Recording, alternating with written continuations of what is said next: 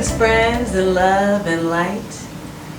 KJ Sagittarius here, also known as Lovely, and welcome to KJ's Couch. So, today in this video, I know it's been a while that I haven't seen you all or talked to you all in a while, but you know, I'm on a transition, I'm on a change, so I'm figuring myself out and moving as I go along. But as I was doing that, I thought about how I should I have been revamping myself and reinventing myself and my channel as well, and you know, being along my journey and growing with my YouTube channel, I figure why not just kind of start from the beginning and you know, start it over and just build from there, like, you know, from the roots.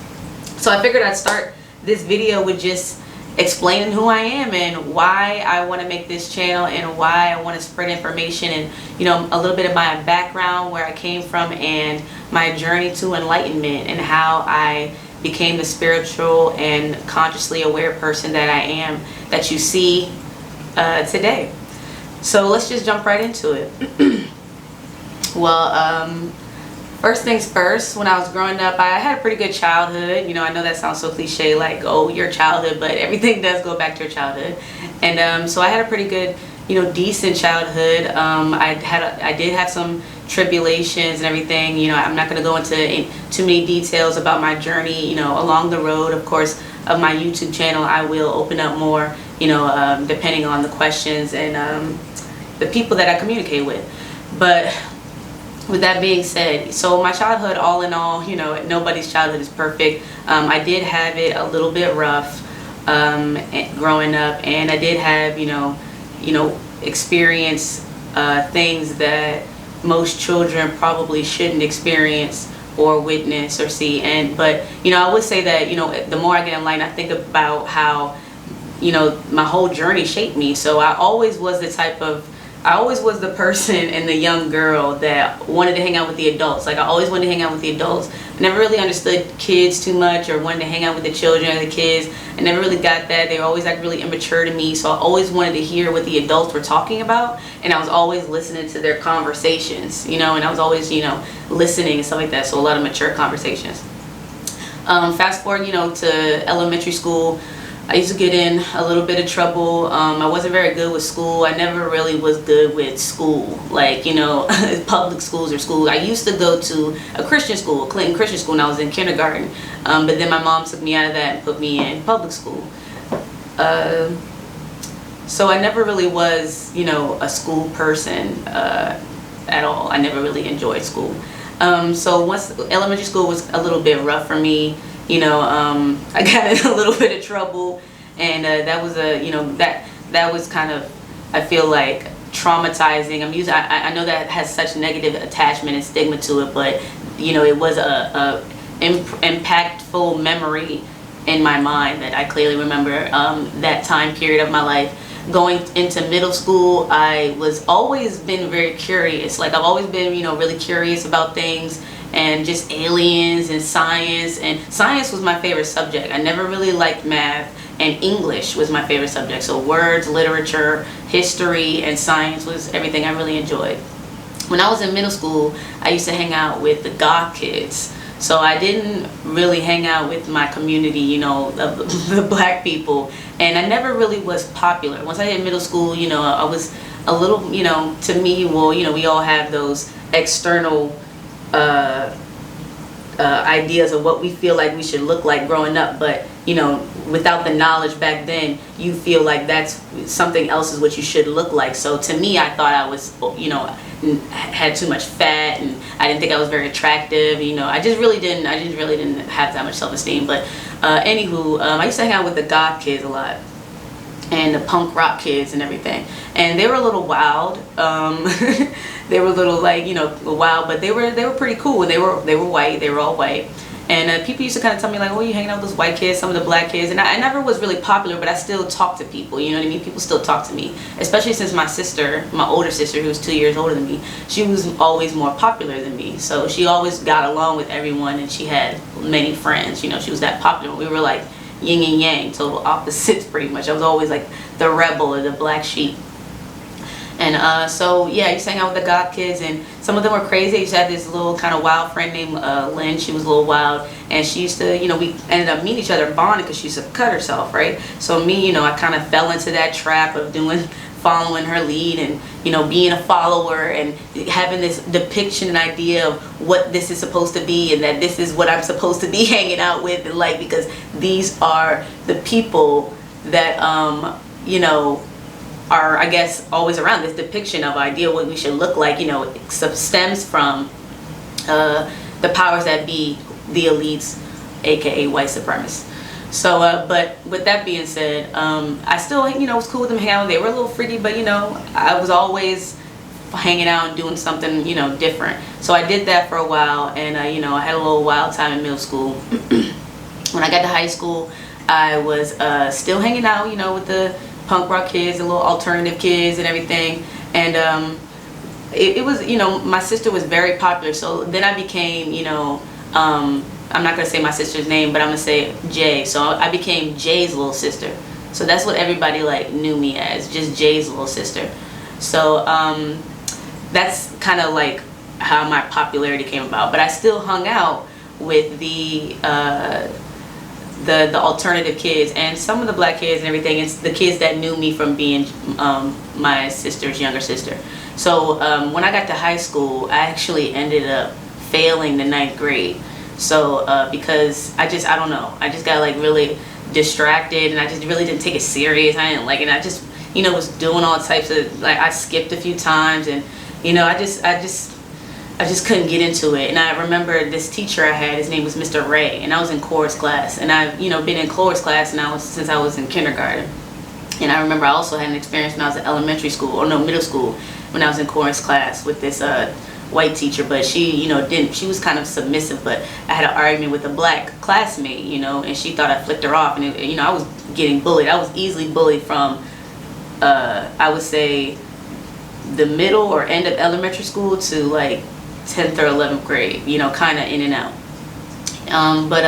So yeah, so this teacher I had, his name was Mr. Ray, in the 9th grade. He just we were watching this video, long story short, make it real short. We were watching this video, you have school announcements. Somebody had a knife at the school and stabbed one of the kids, or cut one of the kids with a knife, whatever, blah blah blah. So me, I had a lot of nose sinus problems, so I went blew my nose or whatever, and he just turned around, flipped on me, yelled and embarrassed me. This is a white teacher. Yelled and embarrassed me in front of my classmates and everything, and just flipped on me for 10 minutes in front of my classmates. Then he said he wanted to see me, and I kept telling him I wasn't laughing. I just was frozen. I was I'm not laughing. I wasn't laughing. I just couldn't say that I was kind of blowing my nose in a way, you know what I mean, trying to snort my nose. So then because I just felt that would be embarrassing for me to say. So then I talked to him after class, and he just yelled at my face, yelled really loud, was just saying that, I'll be damned if I'm gonna let some 9th grader do this. So he might have been about to say nigga for real, but then he caught himself and said 9th grader. So anyway, because I've had experiences in that high school,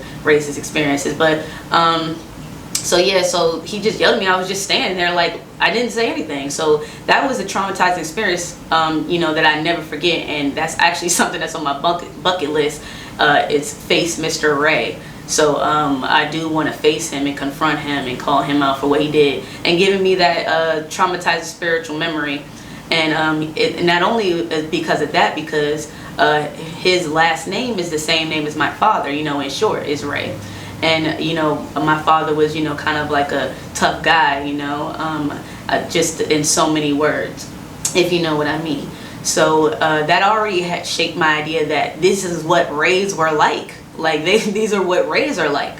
Rays are angry, and they're mean and stuff, and they yell at me, and they just hate me, and they you know what I mean, this is what they're like, you know what I mean. So that kind of, so when I meet Rays, still trying to detoxify my neurological mind in that programming, I kind of still get the feeling and the trigger, you know what I mean, from those experiences, but I identify it now.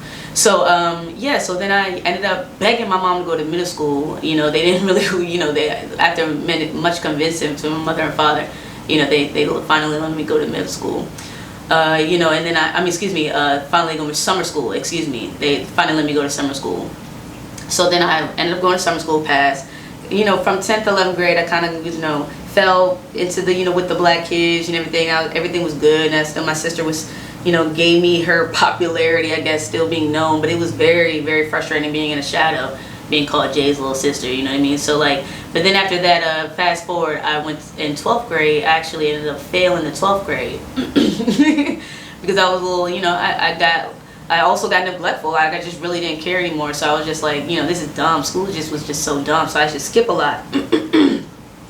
But then, I ended up getting my mother to let me go to this thing called novel. So then, like, I did that, and I passed with A's and B's. Like, whenever I like focus on something, I'll do it. But school is just the whole environment is just so stressful, or at least for me, that I just couldn't, I just couldn't really thrive or really learn. And just, I always feel like now that my spirit takes me away from things that it knows will affect me negatively. So I just feel like that's why I just didn't enjoy, because naturally my ancestors, my spirit guides, my spirit, was just looking out for me like, this is some bullshit, you don't want to listen to this. So anywho, so fast forward, I ended up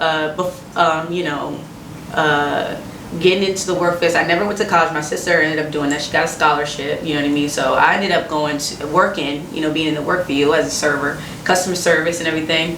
Then ended up getting into medical school, and I got a medical assistant degree, and later on I ended up working as a surgical assistant and a phlebotomist, and I did various things.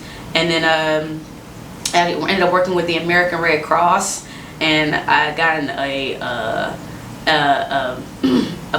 working there for a while. I got an apartment, and then my dad got me a car, saying everything was rocking real good. Then, after just trials and tribulations of experiences, really like deep, unfortunate experiences that I will, can later on get into further into the growth of this channel. I lost all that. I lost my job. I lost my apartment. I ended up getting evicted.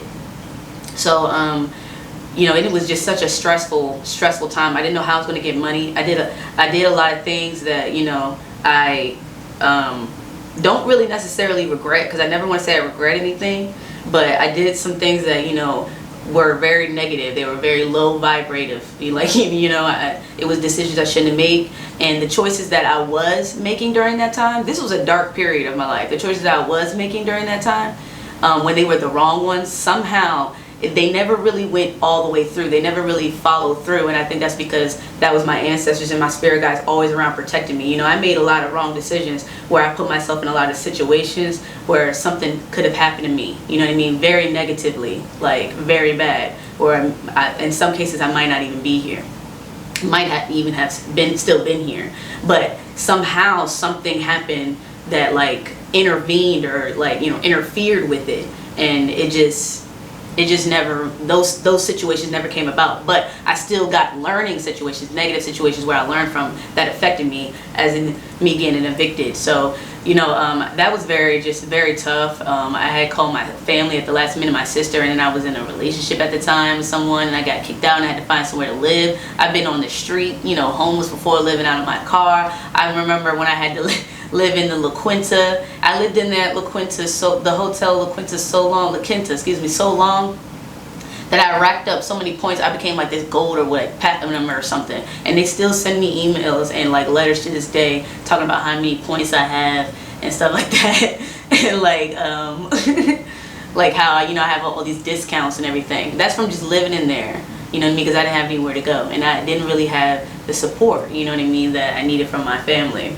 So but yeah, I made it through, and through this whole time I had my dog. So like I've had my dog for 7 years. He was 6 weeks when I got him. He was been with me through so much stuff, being like in the car, just so much stuff, just so much stuff. So he's been with through all that. So after getting evicted and going through all those dark experiences and making all those wrong choices, I ended up moving back in with my mother, and then just being in that for a couple of years was just like, already like a learning lesson. It's like taking me back to the source. It's like taking you back to your roots and starting over again. And that was a difficult, rocky period.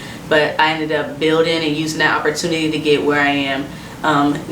3 years later, ended up getting my own place, buying my own cars. I had about two different ones, and then I'm, getting a stable job at a reputable place, you know, well, reputable, a conglomerate casino.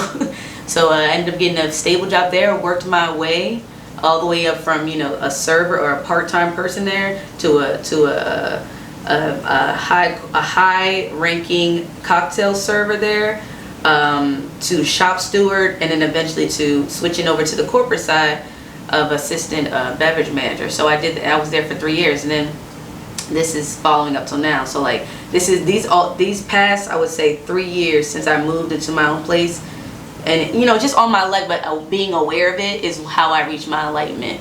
So like then, but this right here, I would say, got me to make this video and like really pushed me, just this solitude. So this happened, you know, I've been working at this happened recently this year, where I got laid off. But before that, I got laid off 2 months after I got promoted. So, but before that though, my car was all messed up because I love the same type of car, Volkswagen Beetle. That's my car. I just love them. So, you know, before, you know, I got promoted, I was working as a waitress. I was getting that money, you know, I was getting that guap. But I was working so hard, focusing on work, because I tend to marry myself to work. And that material, I was working so hard for work. I would just give it to my car, or just like work or money, or just things like bills, like not really, you know, using it for things that can, like, you know, make me feel good, and taking the time to myself. So yeah, I bought myself a car. I was putting all the money into my cars, got into an accident, and then you know, got the insurance to pay it out, bought another car, got that car for a while. It was breaking down constantly, so you know how Beetles are, constantly putting money into it, and having a situation with insurance. Then I ended up getting pulled over, then I had to go to court, then I had to pay $1,500, thousands of dollars. Like, this is happening to me, you know, all while I'm trying to work, you know what I mean, and get where I need to be, and I'm taking Ubers, and I'm trying to be promoted. I'm trying to be promoted, you know what I mean, to this high position. I'm working real hard. I'm seeing people at my job and trying to make these changes. You know, these are challenges I'm having at work. People are like, you know what I mean, like I'm the union rep, I'm a shop steward, but they don't know that I'm secretly trying to be on the other side, trying to make a change from the inside. And so, like, you know, they're already like had this opinion of me, but they appreciate me helping them when they need the help from me. So I'm doing all this, and then finally, you know, something gives, and I end up getting that promotion.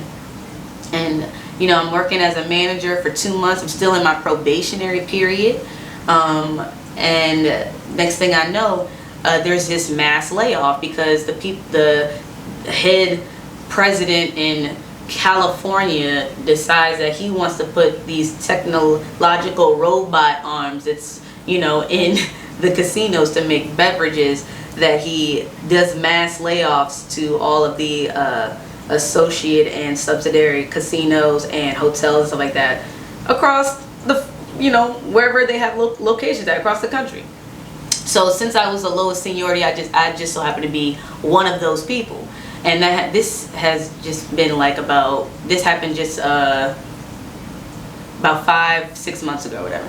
So after that, you know, I try to make a change. You know, I try to make things positive. I try to make things better and make people aware and everything. And that has always been some controversy. So now it's been unfair to me for me to go back in that situation. But you know, I was in a dark place for a while, and from the dark comes the light, and that's what's gotten me to this point right now, where I've always been you know, been aware, but it gets bigger, where it like explodes, and now I feel like, fuck it, you know what I mean, like that. Everything happens for a reason, to get me to this point, to get me to awareness, to really get me to my passion. Because even though I was working, my entire goal, where I kept saying, was I really want to have passion. I don't understand why I'm always so different. I really want to have, you know, do something that's in a passion, that I have a desire, like, you know what I mean, something that I love doing, something that I really want to do. I kept asking that, you know what I mean, into the universe, because, you know, I've always believed in manifestation. I've always believed in, you know, astrology and my, you know, and things like that. You know, that's scratching the surface.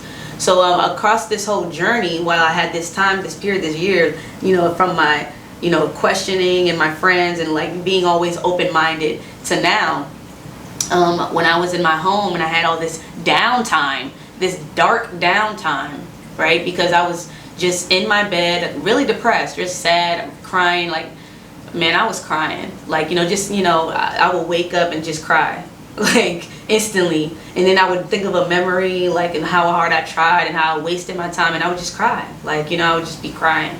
So it was very hard, very dark, you know, a period.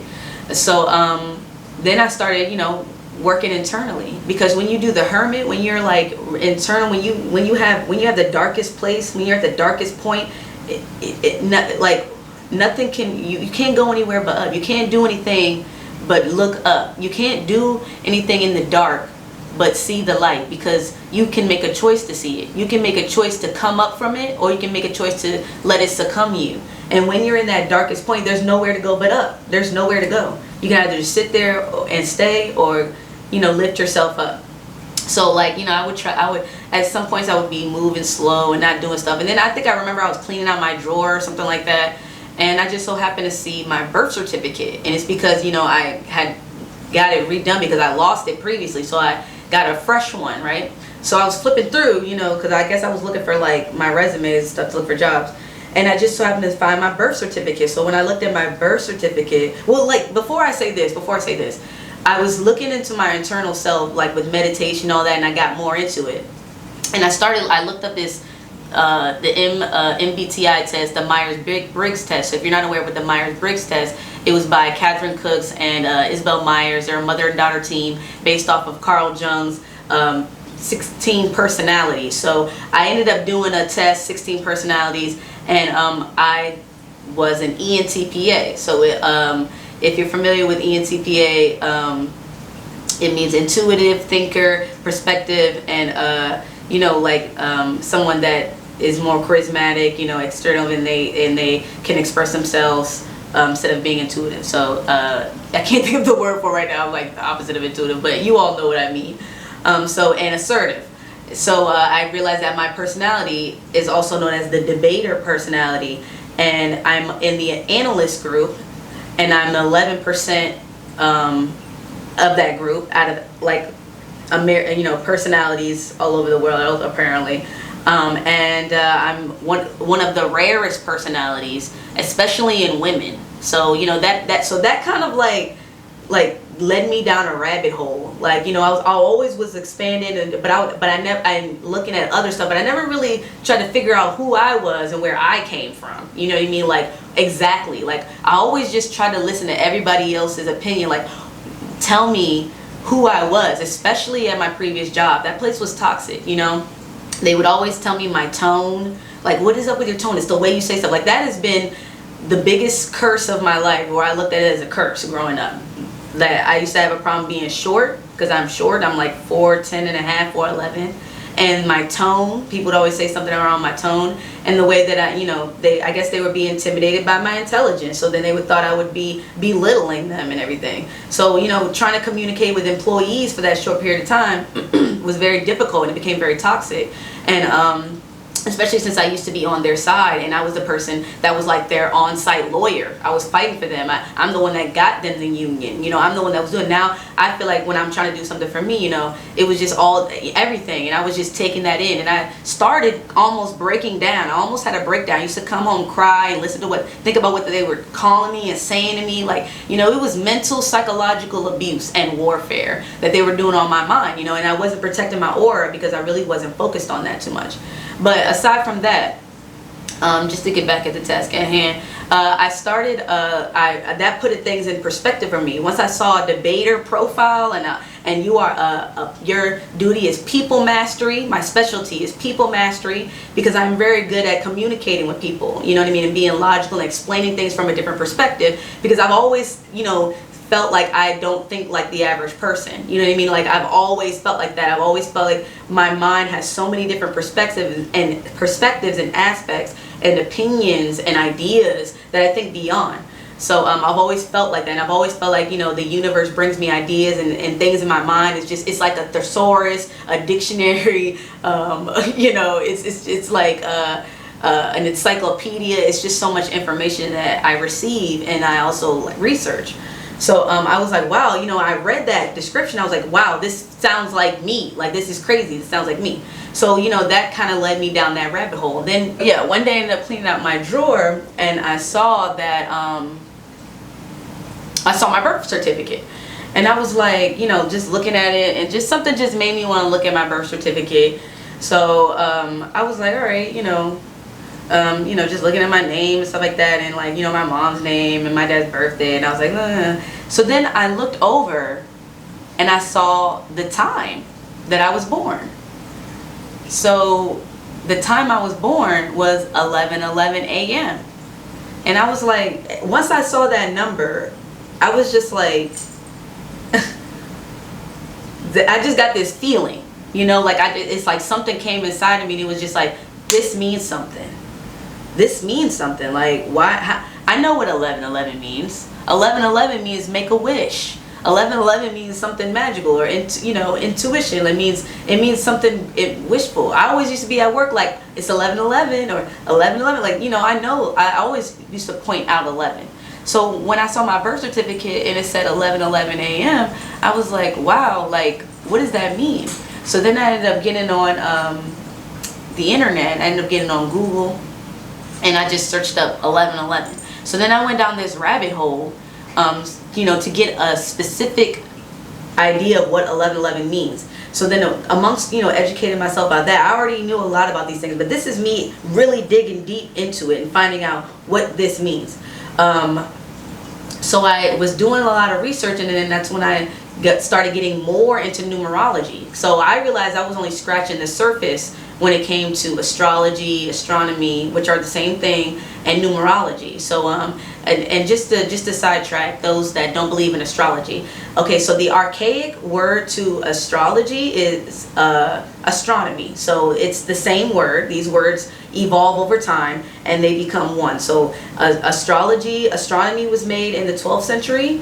Astrology was made in the 14th century. Astronomy means the study of space and stars and the planets, and their alignments and their movement and such. Astrology means the study of space and stars, the planets, their alignment, and how they affect the behaviors and events of the earth. All right, so they're the same thing. They're just like, astrology now is just the umbrella. So when people say things to me like, astrology is a belief and all that stuff, so now we're getting into pseudoscience. So that's pseudoscience, and that would be concepts or beliefs that are relative to the science or the theory, but has not been proven. So when we're talking about that, we're talking about the pseudoscience. And to me, I feel like that's just like bullshit about astrology being a belief and falling under pseudoscience. Because if you really think about it, the way that the white man, the powers that be,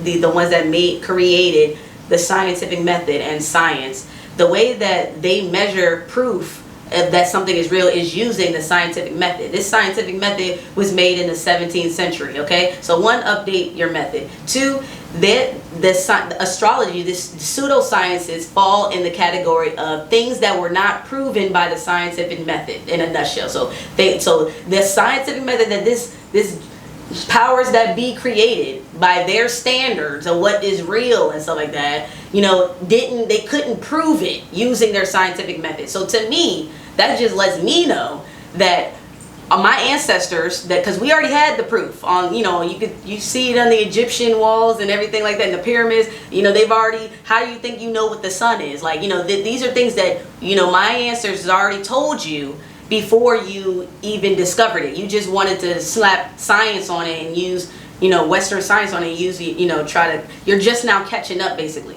So yeah, like, that's what we will be falling under, that category. So like, you're basically saying that your scientific method, your scientific method doesn't work for astrology and proving that. You know what I mean? You just can't prove it. So that means, one, your shit's outdated, and two, I feel like I know that my ancestors know what they're talking about, and also that just lets me know that your scientific method, your mind, you are not capable of even just grasping what my ancestors did, because they already figured it out and they have proof. Like, they already figured it out. You know what I mean? They already set the blueprint. You're just trying to prove them, wrong, or you're just trying to go by your standards, and you can't even prove it. You can't even prove that they're right or wrong, because your box of scientific method, your box of the way that you think, you know what I mean, your limited mindset,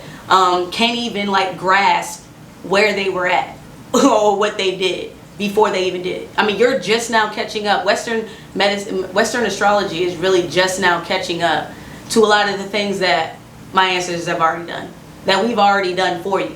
So that's just one thing on its own. But yeah, so yeah, I definitely, you know, I definitely know that to be true. So when I saw that 1111, I got down to the root of numerology, you know, and the numbers. And then when I was looking at the astrology, I put in my birth chart, right? So like I put in my birth chart, and I already, you know, got little messages about my birth chart before, you know, people trying to tell me about, you know, you should look into your birth chart and blah blah blah. But I never did it. I never thought about doing it. So but then, you know, during this time period of all this downtime, you know, why not? Especially discovering that my personality is this way. Excuse me, is supposedly this way. Excuse me. So when I did my birth chart, I saw that there were a lot of 11s in my birth chart, and I also noticed all my houses and all these things, and then it just really broke it down. You know, it really broke it down. After I saw that, I noticed that my life path number was 11. So and if you know anything about your life path number, you know that basically in a nutshell, your life path number is the direction, the number that vibrates in numerology, and that everything has a vibration, pretty much. Everything has a vibration. So these vibrations can be broken down to frequency, can be broken down to numbers. They can be deciphered in numbers and symbols and etc. So numbers are pretty much the language of the universe. So just like when you have your DNA, you see those codes, those numbers, just like the matrix. What it says 11010110101011010. So that's the 11, the 1. You know what I mean? So 11 in numerology means intuition. Okay, it means intuition. So when you're a life path number 11, it means that you have heightened psychic abilities. We all have these abilities, right?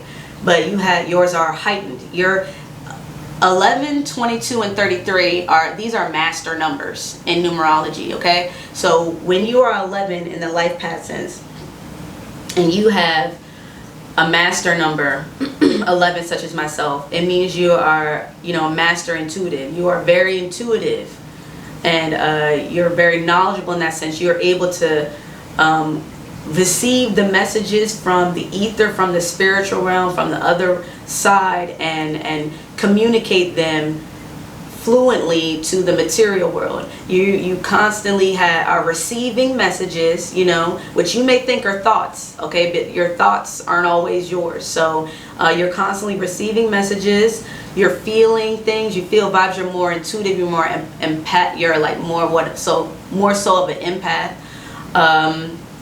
And you have a rough road. Like you go through a lot of trials and tribulations and challenges to shape you for an ultimate purpose, which is enlightening others and you know, spreading your message. And you have many talents, and it just, the list goes on. You know, being an 11, if you know anything about it, it's very, very humbling and very understanding when you understand it. It's very comforting when you understand it and you really get it explained to you.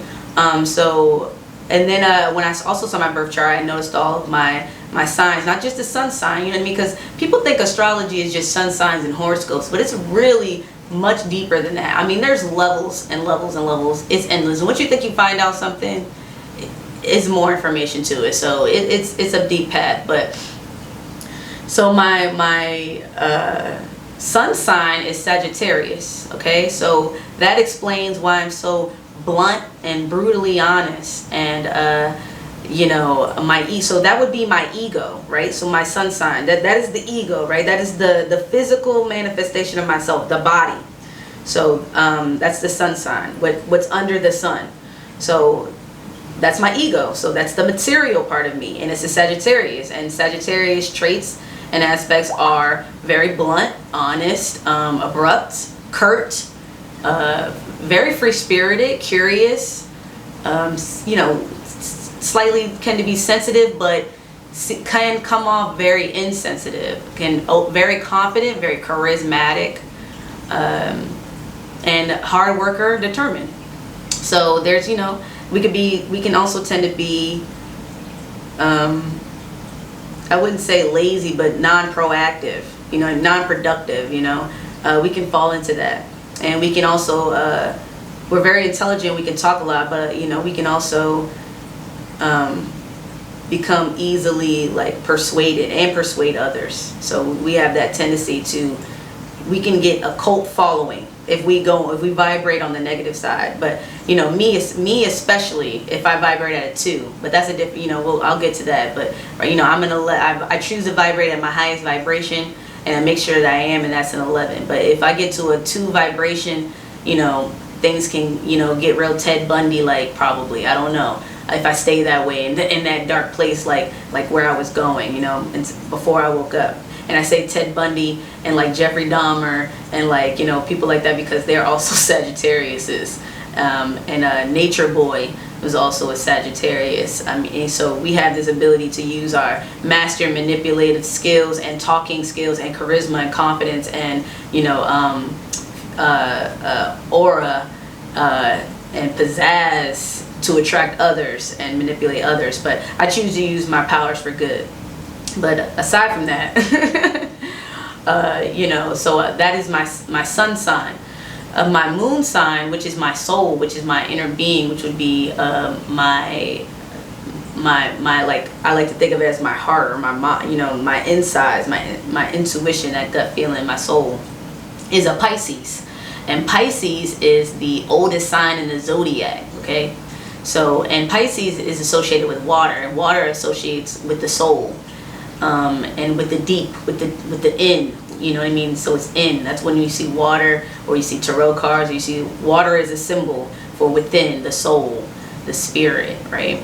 So, so yeah, that is what my moon sign is a Pisces. And I always consider myself, once I found that out, I felt like I was validated, because I always knew and consider myself as an old soul. And growing up, I always said that, man, I just feel like I'm just tired of being here. Like, I just feel like I've just been here so many times before, and I just like don't want to be here anymore. Like, I just remember constantly saying that, like, I'm just over this, like, this is just stressful. And just looking at kids younger than me or kids my age, just be like, what is up with y'all? Like, you know, like, what is going on with these people?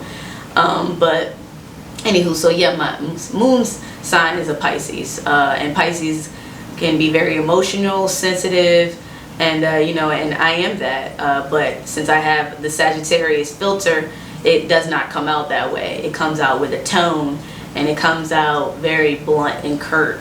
And I used to think that this was a curse, because people made me think that it was, but I realized that this is a strength and it's a blessing.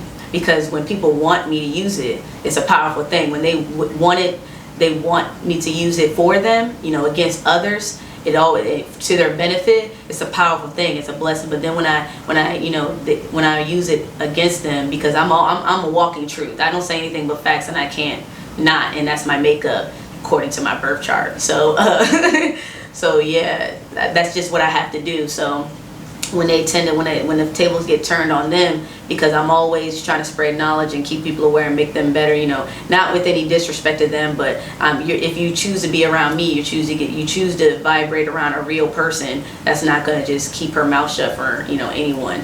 But I'm always going to try my best, or succeed, to do it respectfully. So they don't like that, you know what I mean? They don't like that. And then the tables turn, and then I become all types of other things that negatively. Then I vibrate at a 2, and then I'm not helping anyone, and I'm just worse than myself. So so yeah, moon sign Pisces, and I love that. I love that my soul is so sensitive and old, and that validates that for me. My rising is in Aquarius, so that's how people perceive me. You know, that would be like my reality, my, you know, the mirroring back, not me seeing, not how I see it, but how people see me. So the mirroring back of me, the way that I speak and act, what people think of me. So that would be more so relatable to an Aquarius. And Aquariuses are more so to be, are air signs, and they're more so to be, you know, just kind of flighty, maybe a little sensitive, comedic, more spiritual, and I could see how people could perceive me that way, and how I seem to come off that way, because people do tend to tell me that.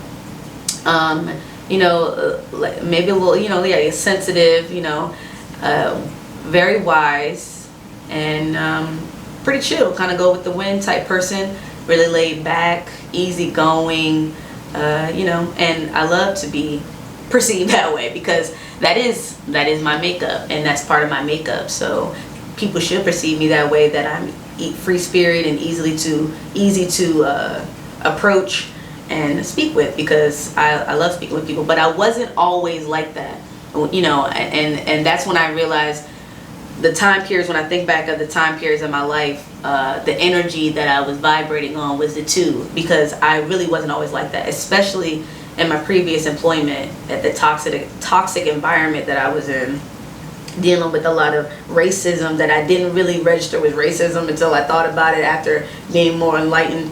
And just dealing with that environment, and all the auras, and the closeness, and the negativity, and the drinking, and the laughing, and the sex, and the prostitutes, because this is a casino, you know what I mean? So it's just all types of, and the disrespect, and the way that people talk to you and try to put you down, and you know, trying to work hard and not, you know, just kind of not benefiting really from it, just giving all myself to it, you know what I mean? So yeah, just I led myself down a rabbit hole, you know. I led myself down a rabbit hole. So once I just started discovering my makeup astrologically, numerologically, I got deeper and deeper, you know, into meditating, into, you know, spiritual guidance, and talking to my spirit guides and my ancestors and everything. And then I started getting into rituals. Then I started getting into real magic with the K. Then I started researching my ancestors, and I researched in Egypt and Africa, and finding out where I came from and who I am. And since I did that, it was like boom, you know, an explosion in my mind, and everything just started to make sense. You know what I mean? I started doing more research, started researching about religion, you know, because I was getting closer and closer. But then once I made this turn, you know, and I was like, okay, this is the end. I figured it out. Yes, I can call myself this. This is, you know, close to what I feel like. I will discover something else. And then I'll have to be like, oh my gosh, I'm right back to where I came, which was my original self, being me, knowing who I am, knowing that I am me, I am God, I am nature. You know what I mean? I am a woman. I am the original black woman goddess. You know what I mean? I am the original. And that's why I know that that's part of why I'm so unique and powerful, because I have a passion, and I have a goal, and I have something that I want to accomplish, and I wasn't putting it in the right place. I was doing it for the wrong reasons. I was stuck in the material realm. And since I've had this awareness in thought, I've found myself again.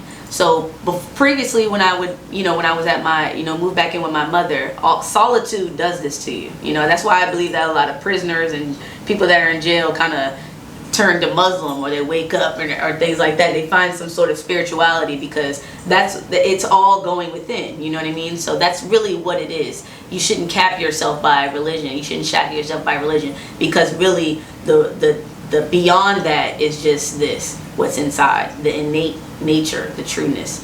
So and the facts, and the truth, and the proof, and that is that, you know, we are still here. We are here, the original black people. But so living with my mother, I used to see a lot of synchronicities and magical things and butterflies and stuff, and just from doing prayers and all that stuff like that. But then it just kind of went away. It was like living in a fairy tale, then it just went away. So I know that may sound kind of crazy to some of y'all, like, oh, I might be schizo or something like that.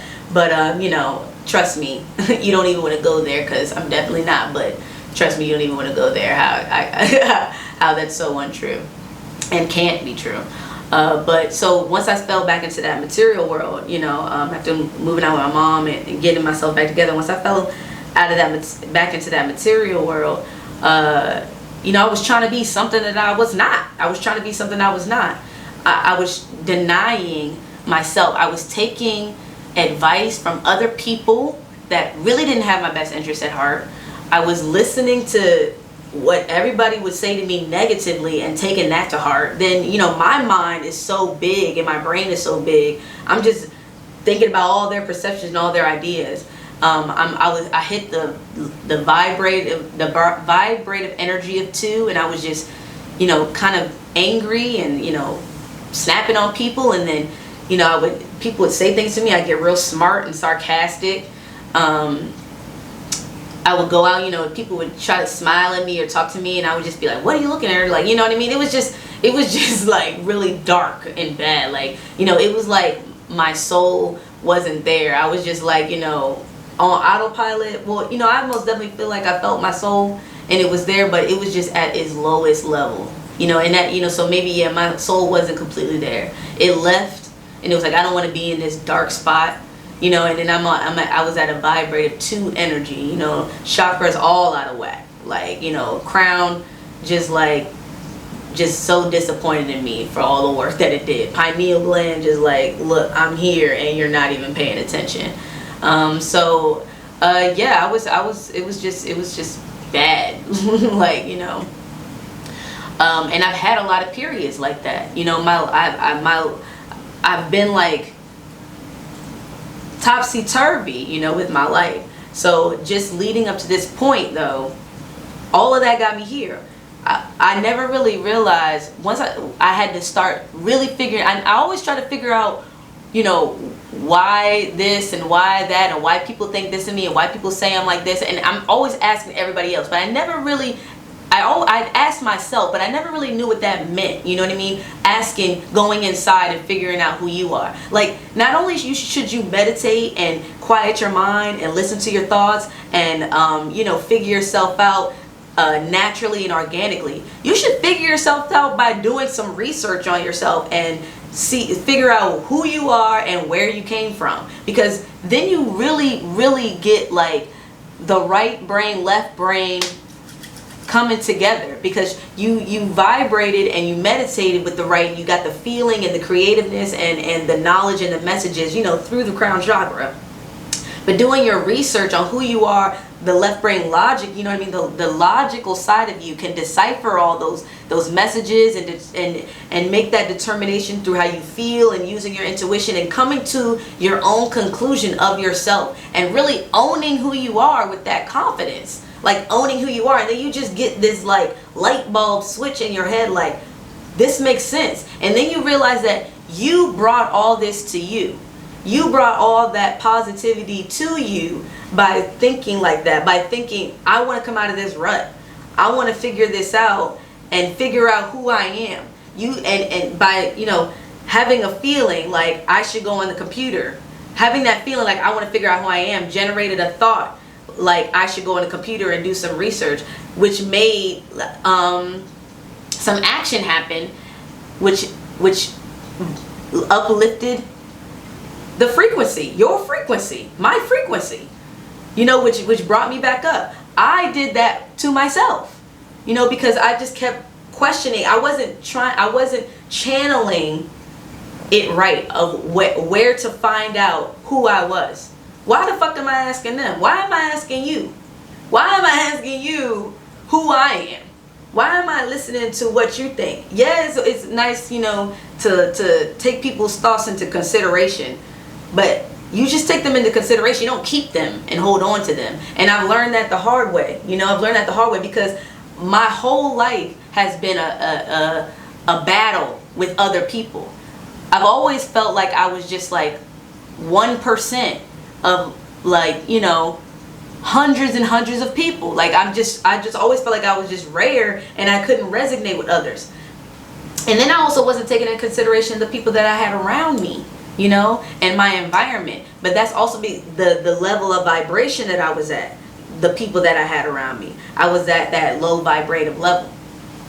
And then once I started becoming more aware and wanting to be more aware and wanting to be more spiritual with myself and who I was, those people started coming towards me. You know, I started making positive decisions and got to this point here. And I would like to, you know, thank my ancestors for leading me down that path and not letting me get distracted when I fell off the path in my journey before, and helping me get back on my path by giving me that feeling and that message when I looked at my birth certificate. Like that feeling, that instant feeling, like 11 a.m. like my name, okay, my mom's name, okay, my dad's name, okay, this is their birthday, and then it's because I knew about numerology, and that's why knowledge is power, brothers and sisters. That's why knowledge is power. Because if you just look, if I didn't know about numerology, if I didn't know about numbers, things like that, and vibrative energies and everything, and frequencies, I probably would have just brushed by that. If I didn't know about life path numbers, because I was looking at the birth certificate also, and I was looking at my mom's life path number, and my dad's by their birthday. And I do that now automatically. I just break down. And I never liked math, y'all. I was never good at math. I used to fail math. But this might be because I did not like that math. I didn't like that was probably not real math. My ancestors were telling me that that's not really what you should be learning. That's not the type of math you need to be learning. You know what I mean? Like this is their math. This is fake math. This is like the surface of math. It's not all of it. So yeah, so I never now my mind, my brain breaks down numbers with the quickness. Now it's like life path is 1, life path is 9. Like it just does it because I'm so interested in it. I'm so intrigued by numerology and life path numbers and their vibrative and people's vibrative energies. So yeah, I was just looking at it, and if I didn't know about life paths and doing that, what would have happened? Would I have led myself down this path? Or it might have been destiny, or it probably would have happened a different way. But that feeling that I got and that knowledge being so powerful that I know about numbers, and I know that means intuition and means master number. I know that stands out. That helped me, that assisted me down that path, that knowledge, that awareness of that mathematics, of these energies, of the meaning of those numbers. That knowledge helped me. So that's why we got to educate ourselves. That's why we got to know about what it is and what things are and what's behind this existence, this material world, like what's behind it. Why have these things come into fruition? Why are these things created? And how to do our best to decipher that to our best understanding. So that has led me to this point of enlightenment. Just figuring out who I am, figuring out where I came from, figuring out my makeup, my history, my being, and just discovering that I was doing it all wrong, y'all, the whole time. I was doing it wrong the whole time. Now I accept who I am. I don't force anything on anybody. When I was going on my journey in the beginning, I like to, I've been on my journey of enlightenment for, I would like to say, officially it's been about more than 4 years, but I've been on and off, but so I'll say more than 4 years, because once you get on, you can't really get off. Because I got back on it. The people fall off and don't come back on, but I got back on it. So I like to consider that part of the journey, falling off and getting back on and having the strength to get back on, and staying true to it and not letting the material world distract me. So I would definitely say for a fact it's been more than 4 years, about 5 years since I've been on my journey to enlightenment. And during that journey, I've had a lot of ups and downs with it. You know what I mean? So I really feel like figuring out who you are helps that. And I used to always hear people say, "Oh, on your journey, don't you can't wake everybody up and such, etc., etc." And then I learned that the hard way or whatever. But I never, before I even knew what all that was or what it really meant, I was already waking people up because I'm just a walking antenna. You know what I mean? That's my makeup. I've always been controversial. I've always enjoyed debate. I've always enjoyed proving people wrong with the facts. You know what I mean? Like, I always felt like it was a duel. You don't want to get into the challenge, into the swordsmanship of words with me. You know, that's why words, when you say words with the S on the end, if you put the S in the front, it's sword. Like, you know what I mean? Because that's what words are. They're like a dagger, you know? Like, that's why people say, you know, your words cut like a knife, because it's a sword, you know? So, and that's always been something I've been good at. And just as for a side story, just real quick, real short, growing up, even in middle school, so I've always been threatened, right? You know, but I've never actually been in a fight. I've only been in a fight with my sister, like a physical fight. Like, so we've got into a fight before, and I've tussled, you know, a couple times, but I've never been in a fight, right? So I've never been in an actual fight, but I've been threatened, like really threatened, like all my life, you know what I mean? Like people, like, I've had controversy, especially since I'm the person that's like, you know, causes the controversy, I guess, in people, because I bring the truth out so much, and that like is like exorcising demons out of people. So like I remember in particular going when I was in medical school, it was just constantly girls that just didn't like me, right? You know, like, because I mean, I'm used to that. You know, it could be jealousy, it could be many things, above all jealousy.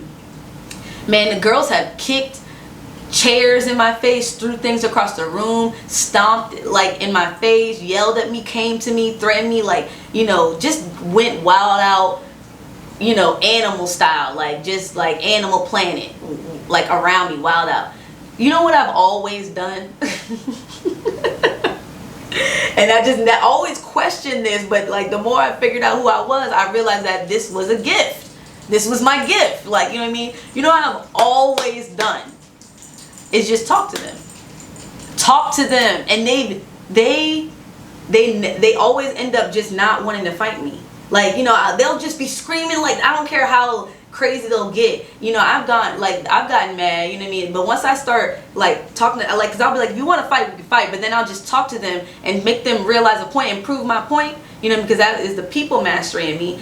And they'll always be like, you know what, you're right. Like, I'll see them lowering down, you know what I mean? Their adrenaline, their anger will just come and they'll be like, oh my gosh, I never thought about that. Or, you know what, you're right. You know, I've always talked myself out of a fight. Like, you know, and I'm not saying that to be like, that's, you know what I mean, like, it's something to brag about. And fighting is nothing to brag about. You know what I mean? So don't think I'm a punk, like I can't fight. You know, I most definitely know how to defend myself. I always offer that first. But, you know, I always feel like I'm a firm believer in, you know, I don't just swing on people or hit people unless I only defend myself. I don't swing or just hit on people first. I always only defend myself, you know. So yeah, don't assume that I can't protect myself, because my dad used to box, you know, and you know, we used to have a boxing bag in the basement. I mean, you know, and I always want to make sure that I'm gonna defend myself no matter what. I don't care if I can fight or not. You're not about to take me down easily. But putting that aside, yeah, I've always just talked myself out of it, and every time they always want to be my friend afterwards. They always want to be my friend. And I had another girl in medical school. She yelled. She was a big girl. She yelled at me. She used to make fun of me, try to bully me and stuff like that. But, you know, I never let anybody bully me, because once I got older, from being shaped so rough, you know what I mean, from having such kind of like a rough, like, tossed around upbringing, you know, in high school, and just being like kind of like a feisty kid, you know, I've always been speaking up for myself. So even when I was like, you know, had quiet times, but when it came to it, but that started like a little bit after middle school and high school is when I really started being vocal about a lot of things. But yeah, so this girl just would be loud and crazy. She used to threaten me, like she used to kirk out in front of the classroom in medical school. We was in medical school, and just all types of wild stuff. And like after just talking to her, just always being nice. I'm always nice, y'all. After just talking to her, she wanted to be my friend. Yeah, like she ended up being a bodyguard for me. You know what I mean? Like she ended up protecting me. And if anybody bullied me or said something mean or anything or disrespectful like that, she always stood up for me. She's very aggressive, but she always stood up for me. And she used to be like, don't talk about KJ like that, and blah, blah, blah. Like, you know, it was just like tables turn and flip. And it was just crazy.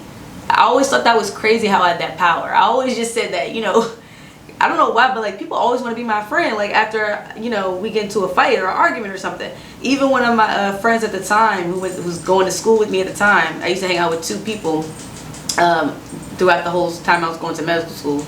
And she was just like, I don't get how every time people fight you and they hate you and they argue with you, they always want to be your friend after. Like, I just don't get it. And I'm like, it never really registered to me. You know what I mean? But that's the God, that's the goddess right there. You know what I mean? That's the power of being a organic, authentic God human, you know, in this material world. Manifested goddess.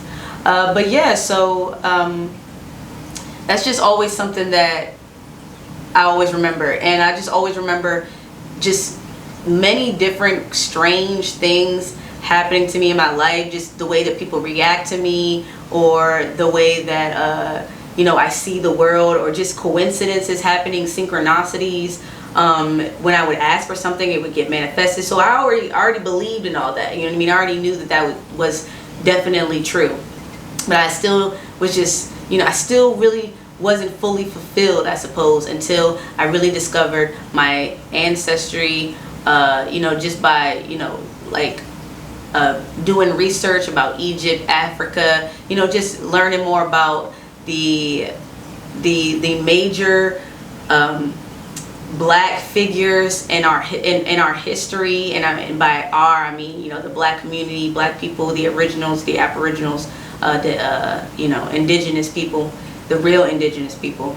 Just learning more about that, really, like not just what they show us, you know, on TV and social media and everything, because you know, I'm always a firm believer of subliminal messages, predictive programming, and I'm probably one of the biggest conspiracy theorists that you will meet, because you will probably think I am a conspiracy theorist, but really, you know, the ones that are considered conspiracy theorists know these things to be true. So yeah, I've always been into that stuff. So just by all of that,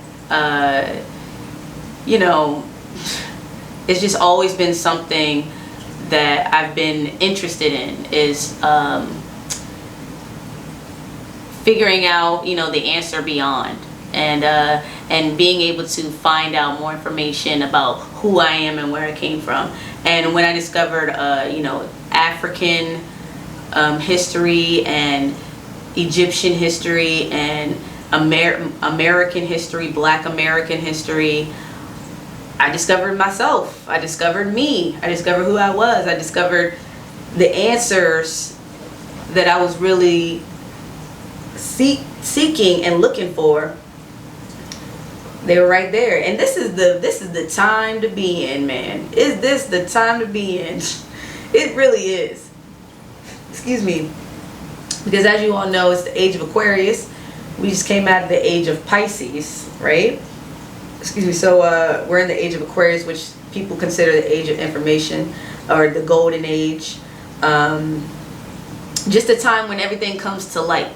The time when things are going back, you know, because this is the world. It repeats itself over and over again. The same type of, you know, evolution process to get to its ultimate goal. So like, things are just, you know, we're going back into the golden age, and this is the time of information. This is the perfect time, because we got the internet. We have you know, books, and like, you know, there's books everywhere. There's libraries everywhere, but you have the internet.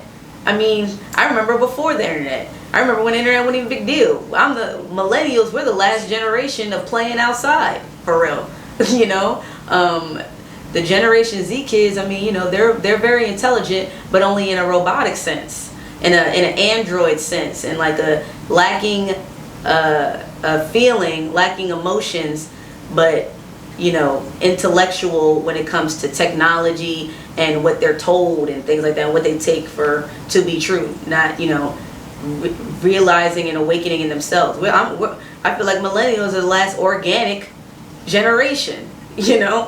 I feel like eventually, I always have this thought that 30-40 years from now, you know, like when they make movies like The Fifth Element, is going to be like millennial kids against Generation Z kids, and it's going to be like millennial kids with like flowers and trees in their hair and things like that, and Generation Z kids are going to be like emotionless because of all the Molly and Xan pills and all that stuff that they be taking, and they're just gonna be like half androids because, you know, they always got pods in their ears and stuff like that. Or you know, people are starting to let people plug them into things and have barcodes on their arms, stuff like that, and they'll just like go along with that. And just the music they, you know, subscribe to and everything. And not saying that millennials aren't in that like that also. I'm not saying that also. I'm just talking about who's more susceptible, and it's these Gen Zs. So, but not to get off topic, just knowing all of that and just finding out more information, just more things that I know, just led me to the point of enlightenment. And just if you want to be enlightened, just know that knowledge is power. The more you know, like that's a serious thing. And I've also realized that cliches and quips and like little phrases that have been created are just mini knowledge, like big knowledges. You know what I mean? Like I tend to just ramble and rant. Like that's what I do. You know, I'm a talker. That's one of my gifts.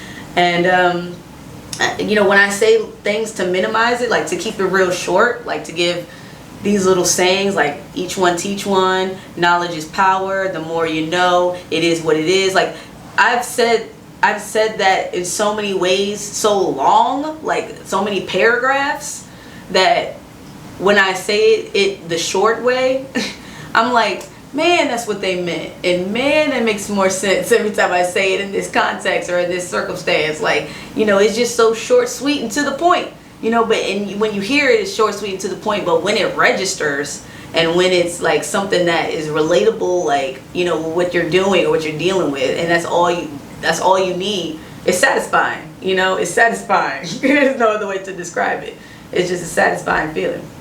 So knowledge is power. You know, when you feel like you have so many answers, my mind was not quiet, y'all. I could not quiet my mind. Like I was just constantly asking, why do I have all this knowledge? And you know, this is just up until last week.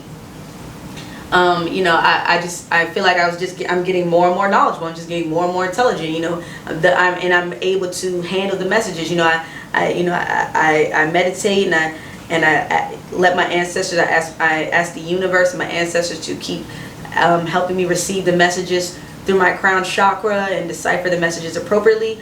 Quiet my mind, so you know, not too out of control where I can't, like, you know, control it or speak or understand it, but just give it to me in moderation and doses to my best ability, you know, to evolve me and grow me positively, where it's comfortable to receive.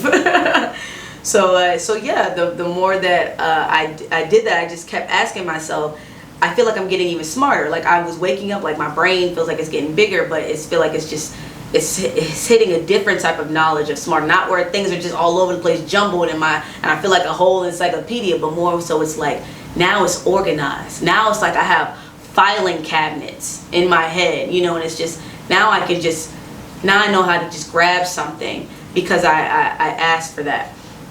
And once and just up until last week, like I said, I kept asking, like, why am I getting smarter? Like, what is this for? Like, why am I starting to be more acceptable and realizing that, fuck it, I'm going to just be me. You know what I mean? I'm going to just be that blunt, argumentative, debating, knowledge spitting, sometimes seems serious, but really is the most calm, free-spirited, chill person that you can imagine. But it's not my fault. You're desensitized and you laugh at things that are actually not to be laughed at, and you don't speak up at things that you should speak up on. So excuse me if I like to keep balance in the universe and you choose to vibrate on a more material level. That's not my fault. You know what I mean? Like you just you pick and choose who you want to hang around. You're like, you don't have to be around me, and I'd rather not be around someone that vibrates at that frequency or has no frequency at all, really, because you're just in the material plane.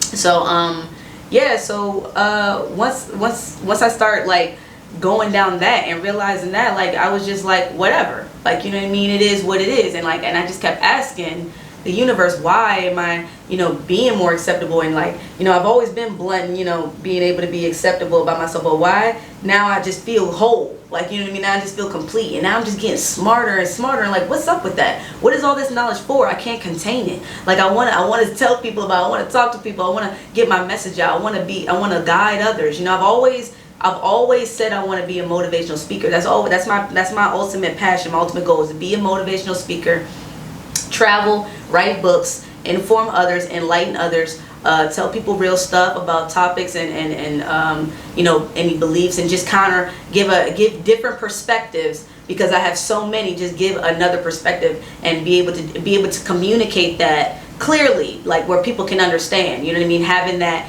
ability to articulate myself appropriately in the situation.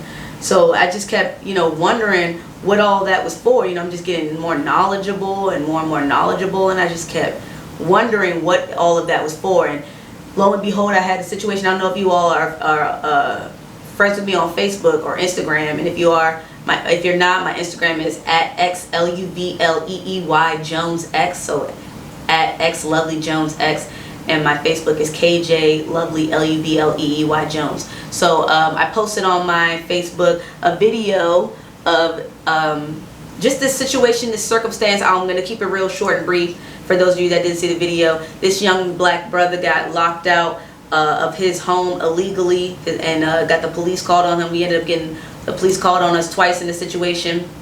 They said there was nothing they could do about it, and you know, he stumbled upon me. But before that, we made eye-to-eye contact when I saw him surrounded by all of the police, aka officers, aka overseers. I saw them surrounding him, and we just had this moment of just like, it was like a connection, nothing romantic or sexual, just like, it was like time paused.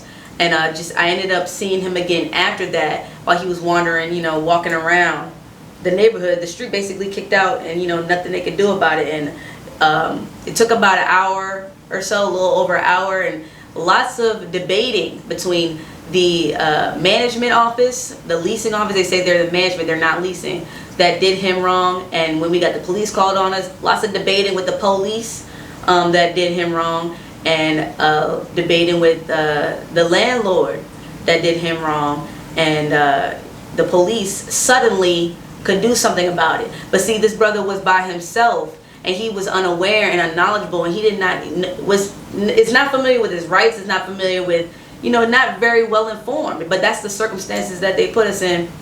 But then the higher being, the Most High, the God, the universe, nature, led him to me, and he didn't even know he was helping me. He was answering my manifestation, my prayers, and I don't mean that religiously like some of you may mean, you know, but prayers just means words spoken. Okay, so my affirmations, my manifestations, he was validating that when he bumped into me when I saw him, you know.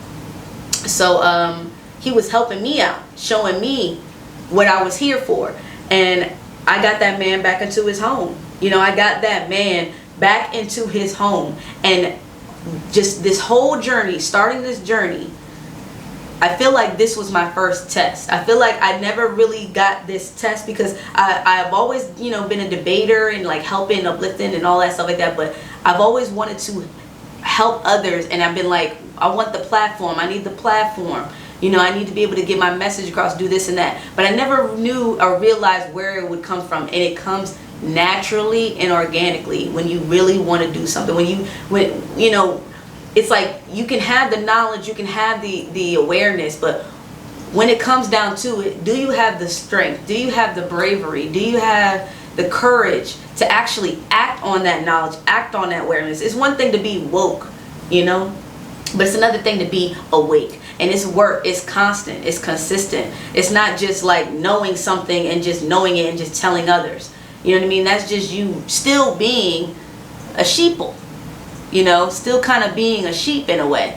Just following conscious people but not acting on it. You know, not really learning or being conscious or being aware of what benefits you get from being conscious and what it really is, what it really entails.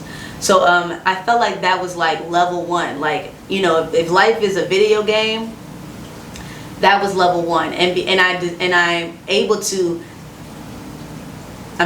log on to the game. I'm able to sign in because I created a profile. You know, I created a profile with the Enlightenment. I was able to be like, this is the game of Enlightenment. I'm creating a profile. And since I did that, I was able to start on level 1. I was able to play the game, and that just came to me naturally because of this journey, because of me going through these trials and tribulations in my life, you know. I really feel like that definitely affected it, like, you know, and had something to do with it. So all of that kind of shaped me to that enlightenment, you know, that realization. It just all just came together, like it just came together full circle, and all of my knowledge, all of my background, everything that I was experiencing, and all of the struggles just had an answer to it. It just had an answer.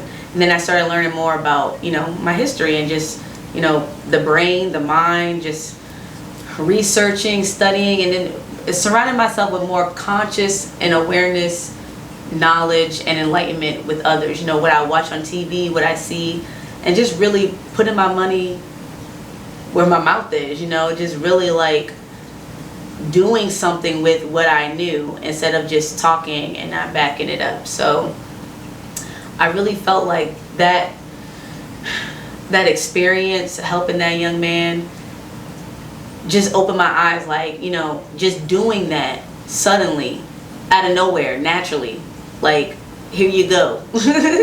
You know, like,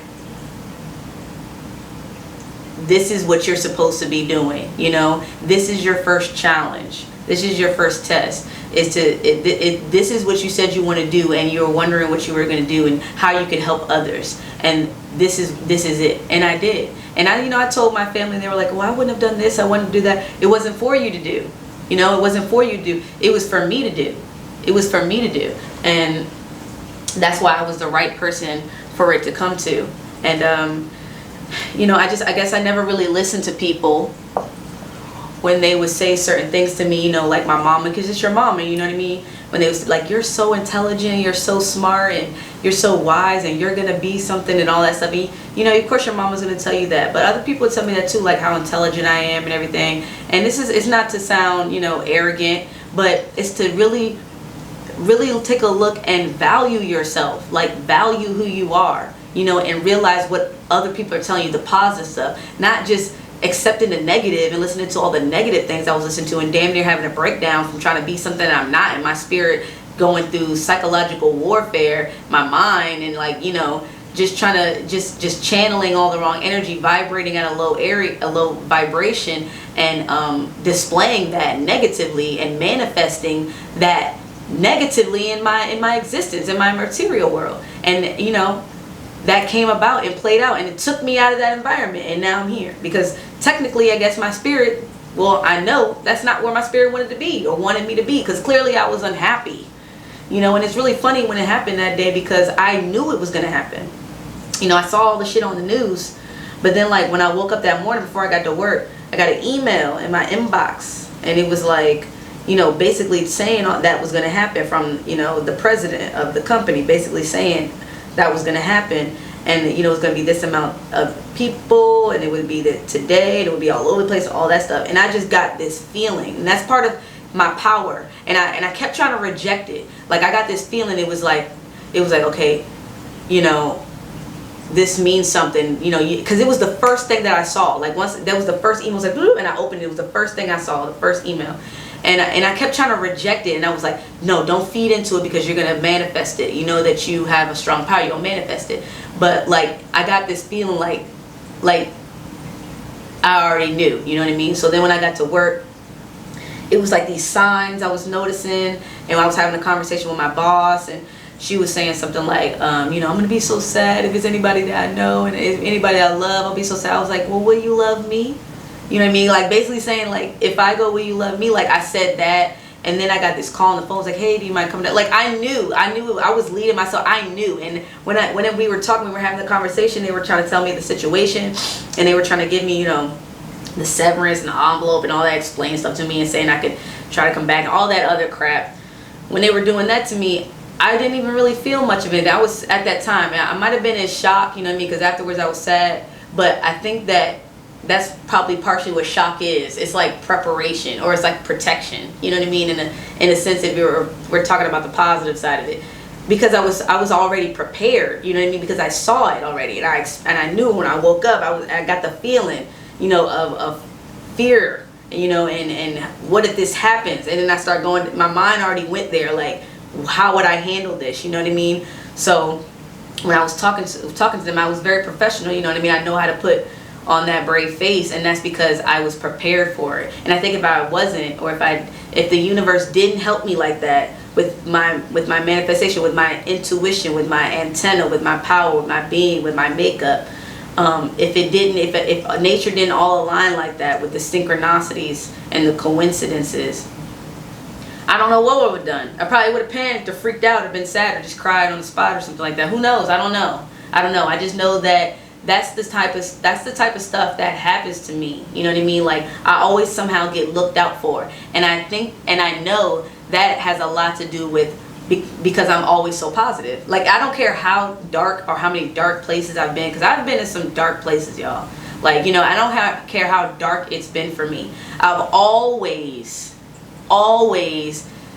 been able to get myself out of it, or know I'm going to get myself out of it. I've always been like, this is so, I accepted it for what it was in that time, be like, this is so sad, this is so depressing, and it just feels like crap right now, but I know I'll make it out. It feels horrible, but I know I make it out. I've always said that. I've never been one to be like, this is it. Like, I've never like been one to say and give up. And you know, words are spells, you know what I mean? Just like I said, they're swords, they're spells. All these words carry a vibration, you know, it carries like a gas kind of like, and it seeps into the air. Like, they're all chants, you know, just like prayers, words spoken, just affirmations. They're all spells, you know. That's why this English language is very tricky, but that's another topic. So words are spells. So if we're talking about us being gods and goddesses, brothers and sisters, if we're talking about that, really, then that already is proof to you that you shape your reality. You are the God. You shape your reality. Because people that say they'll give up, right? And then like people that tend to be, no disrespect to people's families, but people that are suicidal, right? And they end up going through with it. They made the decision to go through with it. They were in a dark place and they chose to stay there. They were like, and they chose to kill themselves. Like, they made a decision to go through with it. You know, and we're not talking about mental illnesses and people have mental illness. No, we're talking about what they did and the result that they came to. You know what I mean? Like, I have been in a deep, dark place. You know, when I was in middle school, I used to cut myself. Okay, if we're getting real deep and personal, I used to cut myself when I was in middle school. My parents found out. That stopped real quick. But like, I was influenced by like the goth kids I was hanging out with, and the chick I was hanging out with. She was very, very suicidal. You know, she was very suicidal. But even then that didn't continue. And that might have been partially because I'm so curious and I like to keep going and I get bored easily. But also, my spirit is that way, and my spirit protects me from things. And even though I fall stuff short, I can always come back. I always bounce back. Like, that's just how my spirit has always been. I'm a fighter, you know, and that's why I know my ancestors are strong. My original ones, my ancestors, the originals that were already here, where I'm a strong being, because that's in my spirit, that's in my blood, you know what I mean? So that's who I am. Like, I'm not just gonna lay down and just accept it, you know what I mean? I just can't. Like, I just literally can't. Like, some people say they can't, but like, I literally can't. Like, I just have to say what's right and what's on my mind, you know? So yeah, so that's just always been, you know, something that I've strived for and wanted to do, is just help and assist others and build others up and guide others, you know, and just being aware of who I am, my ancestors and all that stuff, just led me to enlightenment. It just led me to that point. And I really feel like and know that that's something that we all should be striving for. You know, we all should be striving to find out who we are and where we came from, and really find out the true facts, you know, not get shackled and trapped by somebody else's beliefs and perceptions and concepts and stuff. Just really take stuff for your own, like, you know, and like take stuff for your own opinion and how you feel, and like how you feel inside in your own spirit, and not listen to other people's opinions of you, you know. Like, I almost damn near lost my mind doing that. Going crazy at work and all that, letting those people have those ideas of me. And there were a lot of good people in there that had like some great opinions of me, and they loved me, and they understood me, you know, and what I was trying to do and what I stood for. They understood that. And you know, I appreciate those people too. But you know, that place was definitely very toxic, and it's a sign that I wasn't supposed to be there. I did that to myself. You know what I mean? I got myself out of that place, because like I said, I've always been that person to never give up, and you know, always want to succeed. My spirit just always wants to succeed. So and always want to win. And it's not like I always want to be right. I'm able to give in, you know. It's just that I'm always right somehow, because one, I really know and believe that's from the natural intelligence that I receive. You know, if I want information, if I don't have to look it up, you know, like I can literally say something the best way, short and you know, shortly descriptive and describe it to you, and I'll just say it, and then I'll be it, and I'll already win the debate, you know. And then I'll go look it up just to get, you know, because I'll still be thinking about what else I can say, because you know, so sometimes it's hard to turn on. And then I'll go look it up, and I'll be totally right. It'll just be said in a different way, but I'll be totally right. And that's because I really feel like I go pull it out of the universe. You know, that's the power that I know that I have. I go pull that information out from the universe, because it's just natural. It's all available to me from, you know, opening my crown chakra and receiving that intelligence and those messages. When I want to call on my ancestors or call on certain information, you know, it just comes right into my head, and I'm most of the time right. So I really don't say shit unless I'm right about it, and I always research things that, you know, I educate myself on. So yeah, so I always dig myself out of a rut. I've always said that. So that just lets you know how we manifest our realities. You know, because a person that is suicidal or is, you know, depressive and is still there and is still doing that, you ever notice that they tend to talk like it's like they're in that present moment? You know what I mean? Like they talk like they're presently there. So when you do that, because you're gonna stay there, because if you're talking like you're presently there, where are you always? You're always in the present. Like that's where you always are. That's where at least you are aware that you always are, or see that you always are. You know, like tomorrow's not guaranteed. You already did the past, but you're always moving in the present and going towards the future. So you ever notice that they talk like I'm sad, I'm this, I'm that, or I can't, I won't, I can't do this, I won't do this, or it's not that easy, or I can't make this choice, or, you know, it's easier said than done. Like those are all spell words and negative chants. You know what I mean? Like, yes, you're saying I can't. You're right. You can't. Because you keep fucking saying that. Like, you keep saying I can't, or it's not that easy. You're right. It's not. It must not be. It must not be that easy, because you keep saying that. Like, you know what I mean? Like, you're doing that to yourself. So they wonder, well, it's not easy. And they wonder why they're still there. Because you're saying it's not easy. Like, you know, but then you have people like me that's been just in a dark place as you. But you know, I got that different spirit, you know what I mean? I have that awareness and that knowledge that of words, of my spirit, of, you know, who I am and stuff like that. Even before then, I've always cared so much about myself, and that I would never give up. I've always like really cared enough about myself. I used to be shy and picked on and bullied, and I am, you know, do get affected, but I always had a piece of something, a voice, something just behind me. Could have been the ancestors, could be my ancestors, could be my spirit guides. It was always something pushing me, like, or just caressing me or holding me. Like when I would fall, it would just catch me. It was always something there to be like, I know I'm gonna make it through. I know it'll be okay. It sucks like a motherfucker right now. This sucks. But I know I'm gonna like wake up. I know I'm gonna get this job. I know I'm gonna get this car again. And I would always get myself right back there. My problem was just figuring out how to maintain that.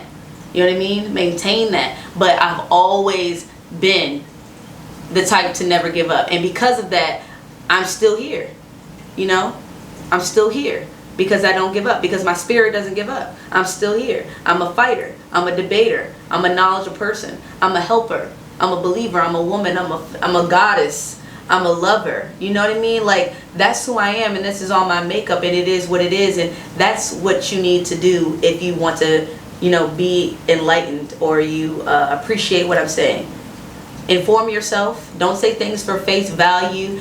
Research things that you see on the news and social media, on television, the movies. Research all this stuff, the meanings, research your history, inform yourself about these schools and these changes that are going on. Research, inform yourself about everything. Find out.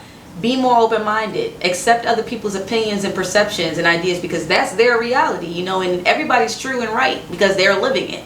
You know what I mean? So accept it. Don't let that change you, though. Don't let that change your idea, but always be open-minded and keep that in the filing books. That there are people like this. You may encounter people like this. You know what I mean? Go with nature. Go with the natural.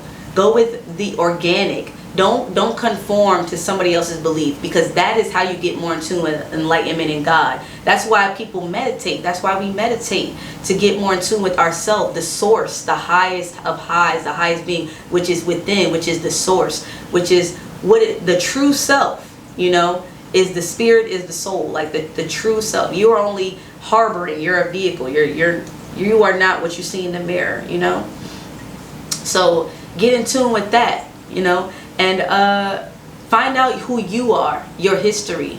Learn about, mathematics and numbers and things like that, but find out who you are, your history, where you came from. Like find out about lots of histories, lots of these people's histories, these other nationalities and religions, and really learn about that stuff. Because when you realize what you're talking about, and you hear other people talking about, and you remember that's where you were, man, people sound foolish as hell. It's almost like being part of a secret society, like you just can tell where people are by what they know. You really can. And how they handle themselves, their emotional intelligence, their natural intelligence, their intellect, it's really a treat. It really is, becoming more knowledgeable, and that is what I could say is the easiest path to enlightenment, at least for me, was educating myself about myself and getting more into my spiritual side, and knowing about my history. So I know this video has been long. If you've made it this far with me, I greatly appreciate it. I love you. I appreciate you watching me and listening to my rant. I love to rant and talk. That's just, something that I do. And, I know this channel was kind of somewhat going, in a certain direction, but it's going to take a different direction. It's going to take a different direction, because I'm KJ. I'm me. I'm KJ Sagittarius. I'm lovely. Speaking of, why I call myself lovely, all my life people just always call me that. It's just been a name that's always floated around me. Strangers, they meet me, they see me like, hey lovely, or you look lovely, or looking lovely, or like it was just always something around me for years. So it's just something that I always liked, loved, and enjoyed, and people call me that and dub me that. So that came from the universe. That came from the highest of highs, my gods and my ancestors. That came from them. That they call me lovely. So L-U-V-L-E-E-Y. Again, if you didn't get my Instagram, it's at XLUVLEEY Jones X, and my Facebook is KJ LUVLEEY Jones. I have a lot of friends on there, and I got a lot of requests. So it probably is better to follow me on Instagram. So if you like this video, please like, share, subscribe. I know that it was long, but it's people appreciate what they want to know, and they don't care how long it gets. And I would talk more, you know what I mean, but this video was just about me and a little bit of background, and to assist you in how to reach enlightenment and become aware and knowledgeable of yourself. And that's something that we all should strive for, and we should all want to succeed in, is enlightenment. And a lot of people don't get their crown chakras open in this lifetime, brothers and sisters. Like, it's real. A lot of people don't, in this lifetime. So it will be more conversations, more topics to come, and I'm gonna get real on them. Like I said, like, the content, is gonna turn. I'm gonna be my authentic, genuine, organic self. And you like it or not. And if anything, if nobody watches it, it'll be a video diary. And I'll watch it, So hey, I love it for myself. So thank you again. Thank you for watching. Thank you for supporting me. Like, share, subscribe. You know, give me some positive upliftment in the comments.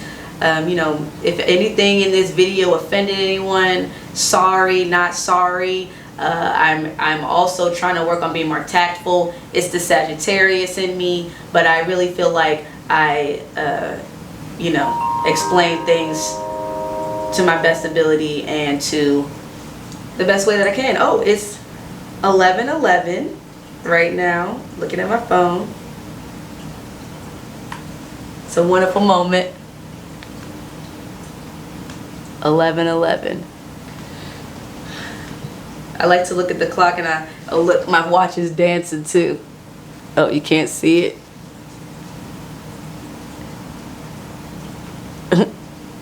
It's dancing there. Yep, at 11:11.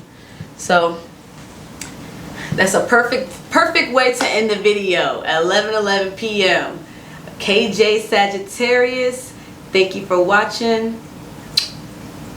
Peace to the Most High, and love and light to all the family. I love you. I appreciate you. Love and light.